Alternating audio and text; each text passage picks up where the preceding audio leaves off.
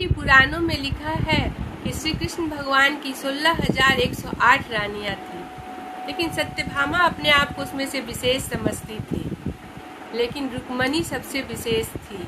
सत्यभामा की एक बार इच्छा हुई कि अपने स्वामी की जन्मदिन मनाते हैं। उन्होंने सभी सखियों के साथ कृष्ण भगवान की जन्मदिन की तैयारी शुरू कर दी। इस तरह उत्सव मनाया जाने लगा।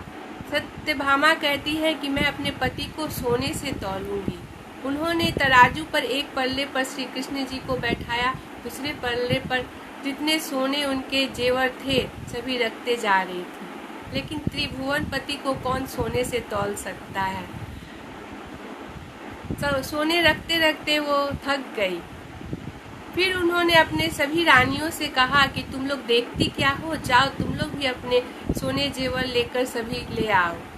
सभी रानियां अपने जितने भी सोने जेवर थे दूसरे पल्ले पर रखते जा रही है, लेकिन श्री कृष्ण भगवान तो वहां से हिलने का नाम नहीं ले रहे थे। सत्यभामा बहुत ही चिंतित हो जाती है और रुक्मणी वहीं पर खड़ी होकर सब तमाशा देख रही थी। सत्यभामा जाकर रुक्मणी से कहती है, बहन अब आप ही कुछ बताओ, हम लोग तो बहुत थक गए। रुक्मणी कहती है, कोई बात नहीं है, मैं देखती हूँ, जाओ एक कागज का टुकड़ा लेकर आओ। सत्यभामा एक कागज का टुकड़ा लेकर आती है और रुक्मणी उस पर कुछ लिखकर तराजू के दूसरे पल्ले पर रख देती है।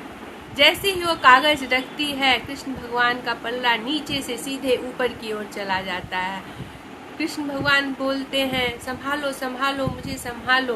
रुक्मणी कहती है, आज तक तो आपको कोई तौल नहीं सका था, आज ही आप तुलने में आए हैं।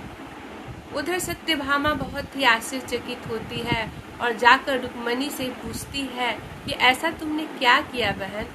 रुक्मणी कहती है, ये बातें सबके सामने कहने की नहीं है, और उसके कानों में कहती है कि जाओ उस कागज को पढ़ो।